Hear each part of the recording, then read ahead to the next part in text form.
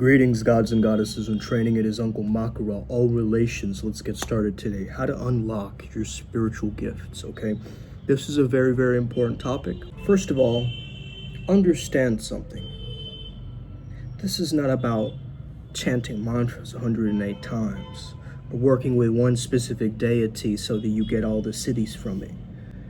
It's more so about mastering your essence. Rion Kati defines essence as the energetic quality and truth of something beyond the physical. Okay? The energetic quality or truth of something beyond the physical. So what is beauty essence?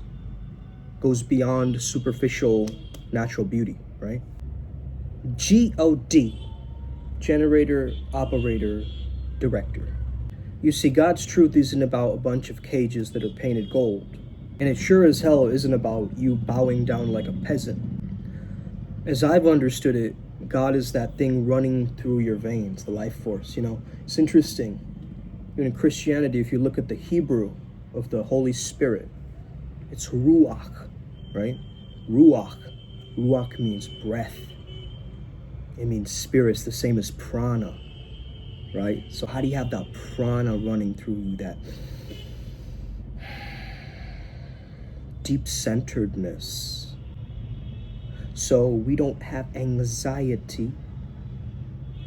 We just need to get better with our relationship with our breath. Right now there's a clunkiness, a shallowness. You're not even aware that you're breathing. It's sort of in the background, very, very, very in the background. But what if you took a full deep breath, okay, like a really deep breath from your belly.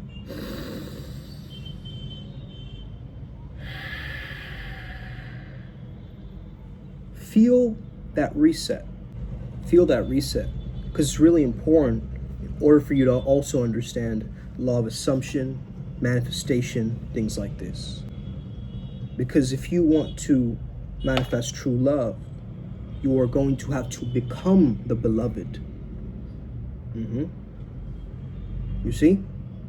If you want true wealth, you are going to have to become valuable. Okay? Listen, passion and excitement are like lighter fluid for your soul's flame. That's why you feel so powerful when you feel like you're in love. Or you're vibing so high and like somebody gets you, man. Somebody finally registers what you mean. Such a good feeling. Your inner sun is on, blasting.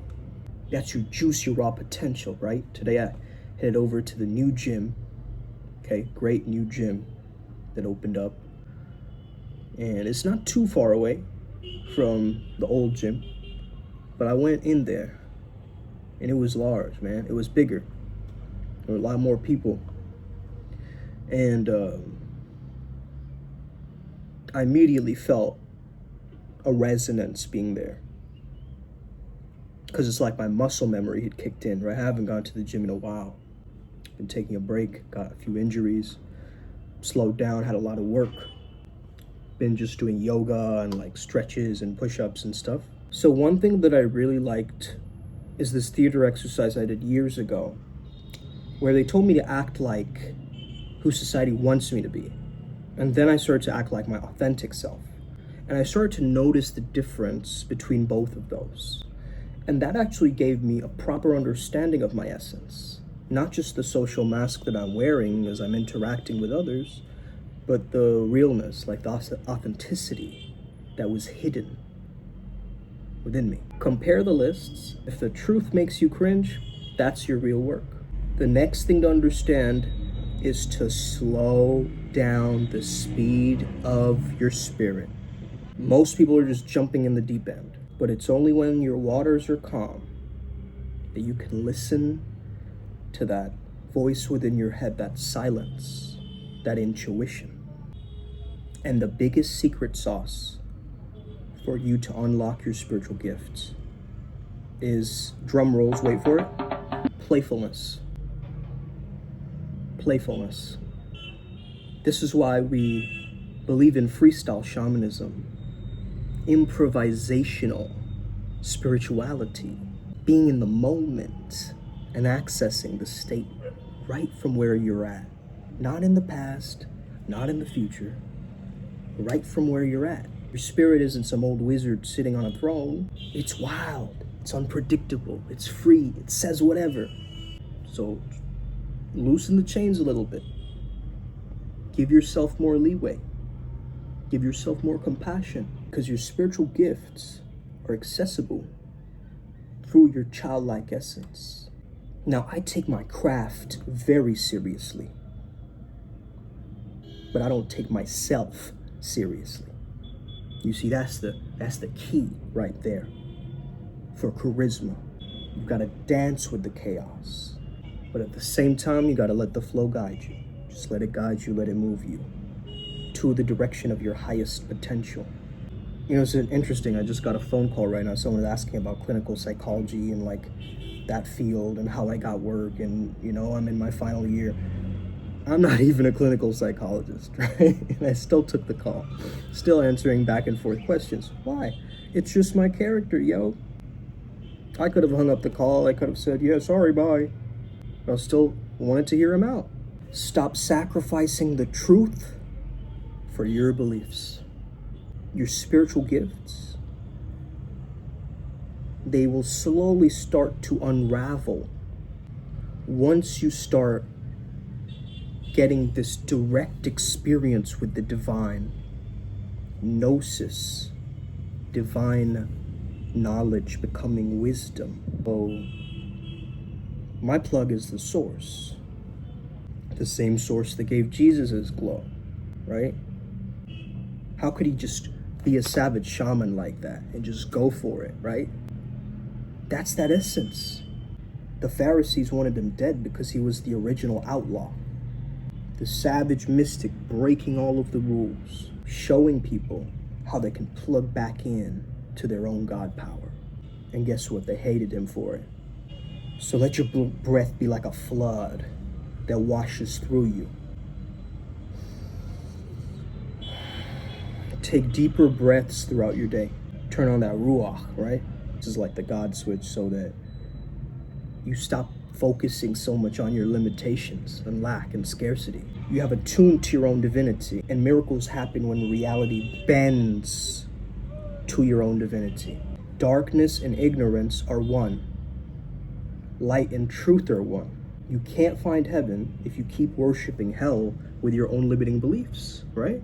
Most people, they see God through a keyhole, through a locked door. They got all this heavy dogma on their shoulders, right? They're carrying this heavy backpack full of bricks or something. The moment we do something different, oh, it's blasphemous. Oh, that's demonic. Oh, that's evil. We got folks out here believing manifestation is evil. Meditation is evil. Yoga is evil, right? Blue's Clues is evil. Hey man, come on. Give that blue dog a break. But God, if anything, is the ultimate truth. And this truth is definitely raw, wild, and untamed. So if you shut your mind to what doesn't fit into your boxed up belief systems, you're also going to cut yourself off from God itself. It isn't necessarily going to show up for you like you entering a library trying to figure this out, right? It's not going to take you like research like that. It's going to take you through every intention, through every breath. Bring it back to the nowness. Bring it back to the eternitas, the nowness.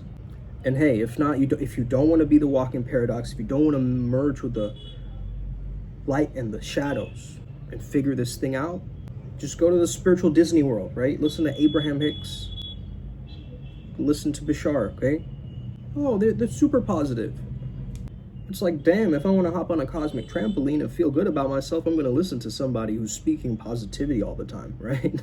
I'm rich, I'm loved. Now, I do like some of Abraham Hicks' stuff and Bashar's stuff. Of course, I'm not denying that. But if you feel bad, you're manifesting bad, that's messed up. Even Shiva's got his shadow dance going on, right? So Abraham's here trying to sell you good vibes only, like on a silver platter. But what happens when life knocks you on your ass? I just wasn't vibrating high enough, bro. Most of y'all drop aura nowadays thinking it's a cool word to say without even understanding what it even is, right? But hey, man, who am I to judge? I'm just a cheeky old sea dragon of consciousness, right? Here to splash my wisdom tsunamis. But if you're spending thousands of dollars trying to go on a spiritual amusement park, avoiding all the suppression, the shadows, the darkness, you actually might just be missing the real treasure. You see, your shadow isn't your enemy, it's where you get fuel from, by facing that gunk. Don't be letting anybody convince you that you gotta be happy all the time to win the spiritual lottery, okay? Because that is the most expensive lie that they're selling you.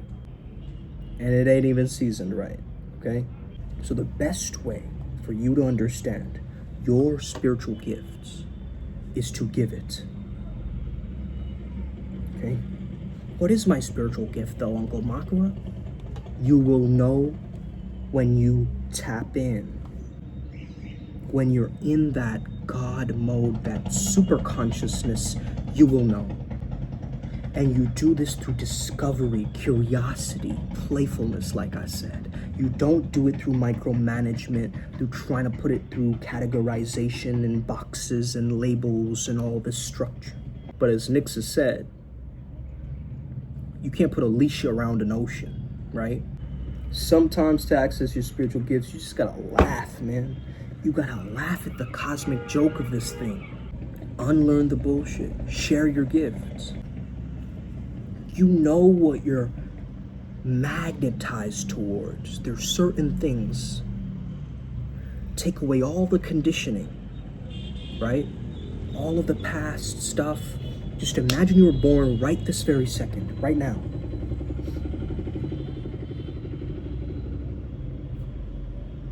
Understand that silence. That's your brain reorienting to everything around you now. This freshness, this new feeling, this novelty. This is the reason why people gamble, right? Because they need that dopamine hit. They don't know if they're gonna win or lose. So they stay in that pocket, trying and trying and trying and trying. But what if, instead of trying to get that treasure on the outside and gamble like that, why don't you start knowing, tapping into your inner body, your inner knowingness? There is a certain kind of gut instinct you gotta understand, and tap into, and chime into.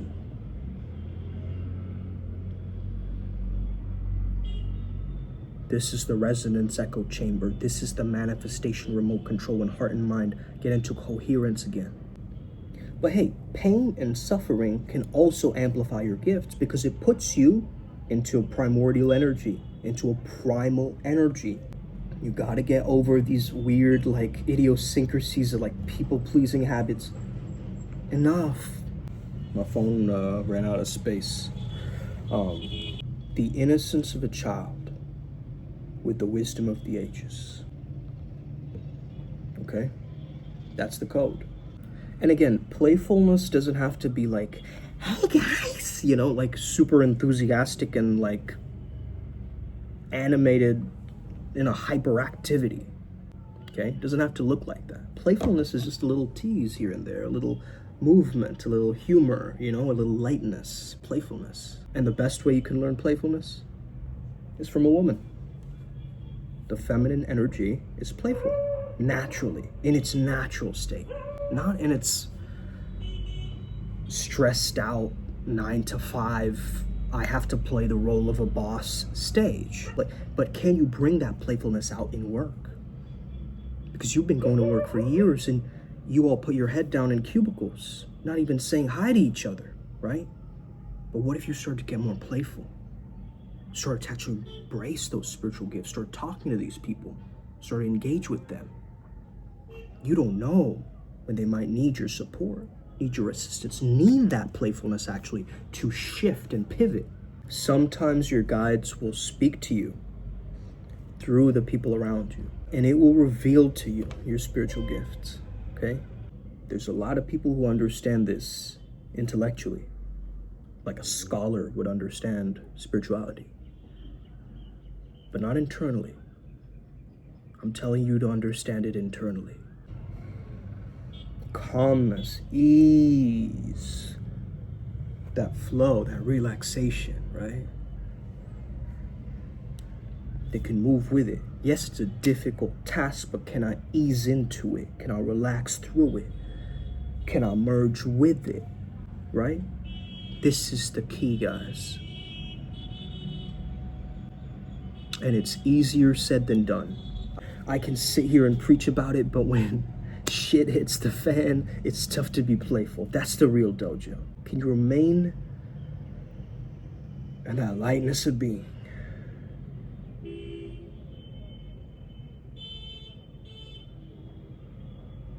Okay, that's the goal. Let's get it. Upward spiral, gang. May we never be the same again.